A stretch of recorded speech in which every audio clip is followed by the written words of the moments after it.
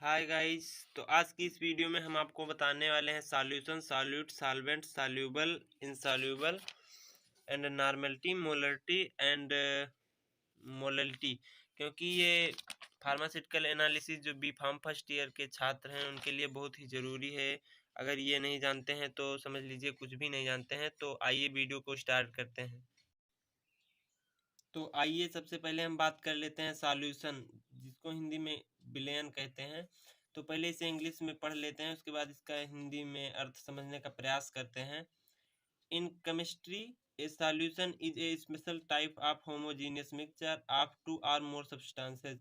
इन chemistry मतलब chemistry में या रसायन विज्ञान में सॉल्यूशन एक प्रकार का जो है समांगी मिश्रण होता है। मतलब विलयन दो या दो से अधिक पदार्थों का समांगी मिश्रण होता है, जो कि सॉल्वेंट और सॉल्यूट से मिलकर बना होता है। सॉल्वेंट मीन्स होता है विलायक और सॉल्यूट मीन्स होता है विलेय।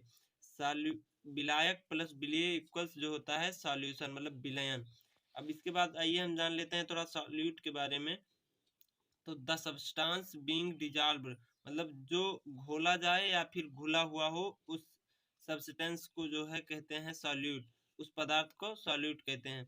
अब सॉल्वेंट के बारे में हम इतना जानेंगे कि the substance doing the dissolving, जो घोलता हो या घोलने का काम करता हो उसे कहते हैं सॉल्वेंट, जैसे पानी। और जो घुला हुआ हो जैसे चाक वगैरह, चीनी वगैरह कुछ भी ले सकते हैं आप, मतलब जो घुल जाए। और ये जो घोलता हो जैसे वाटर या और कुछ जो कोई चीज़ मतलब अपने अंदर घोल लेता है, उसे हम सॉल्वेंट कहते हैं। अब इसके बाद आइए जानते हैं सॉल्यूबल के बारे में। A substance who is able to dissolve into another substance, मतलब सब्सटेंस आप बोल सकते हैं इसको, मैं सब्सटेंस बोलता हूँ। सॉल्यूबल मीन्स जो होता है जो डिजॉल्वेबल हो, मतलब जो घुलने लायक हो, उसे हम जो है कहते हैं सॉल्यूबल। आप इंग्लिश में इसको जान सकते हैं a substance who is able to dissolve into another substance. जो घुलने लायक हो उसे हम सॉल्यूबल कहते हैं। इनसॉल्यूबल मीन्स जो होता है, अब ए सब्सटेंस मतलब a substance who is unable to dissolve in another substance, जो घुलने लायक मतलब दूसरे पदार्थों में घुलने लायक ना हो, उसे हम कहते हैं इनसॉल्यूबल, जैसे तेल हो गया। अब इसके बाद हम बात करेंगे थोड़ा नॉर्मेलिटी की। The number of gram equivalent of solute dissolve in per litre solution called as normality. एक लीटर विलयन में उपस्थित ग्राम तुल्यांकों की संख्या को विलयन की नॉर्मलता कहा जाता है। मतलब आप समझ गए होंगे। और इसके बाद हम बात करेंगे ग्राम इक्विवेलेंट मतलब ग्राम तुल्यांक की। तो gram equivalent of any solute is defined as the ratio of molecular weight and valency, जो है किसी पदार्थ का ग्राम इक्विवेलेंट जो है ग्राम तुल्यांक जो है उस पदार्थ के मॉलिक्यूलर वेट और बैलेंसी मतलब एसिडिटी और बेसिडिटी का जो है रेशियो होता है।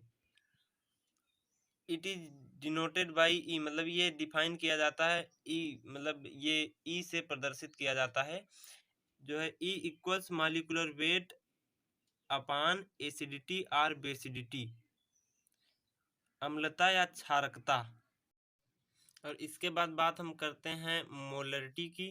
तो the number of moles of solute dissolve in per litre solution called as molarity. मतलब मोल जो है पर लीटर सॉल्यूशन में जो घुले होते हैं उनकी संख्या को जो है हम कहते हैं मोलरिटी। तो molarity equals mole of solution upon volume of solution. किसी विलयन के एक लीटर में विलीन विलेय के मोलों की संख्या को जो है मोलरिटी कहते हैं। आशा करता हूँ कि आप लोग समझ गए होंगे। अब इसके बाद हम बात करेंगे मोललिटी की।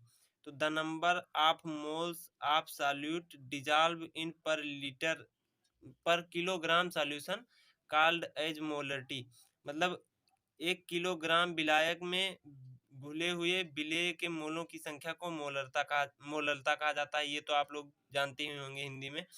तो मतलब 1 किलोग्राम में जो विलायक में घुले होते हैं मोल, उनकी संख्या को मोलरता कहा जाता है।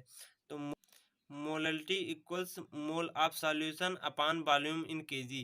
मतलब विलयन के मोल्स की संख्या बटे जो है वॉल्यूम इन केजी। और इसके बाद हम बात कर लेंगे मोल फ्रैक्शन की, जिसको हम हिंदी में मोल प्रभाज कहते हैं। तो mole fraction is a ratio of number of moles of solute and total number of moles solute and solvent of solution. मतलब किसी विलयन में विलेय या विलायक के ग्राम अणुओं की संख्या और विलेय में उपस्थित कुल ग्राम अणुओं की संख्या के अनुपात को जो है मोल फ्रैक्शन कहा जाता है। Mole fraction is the ratio of number of solute and total number of moles solute and solvent of solution. तो गाइज आज की वीडियो में बस इतना ही। आशा करता हूँ कि आप लोग समझ गए होंगे। अगर मेरे द्वारा कोई गलती हुई हो तो बताइएगा ज़रूर कमेंट बॉक्स में। Thank you.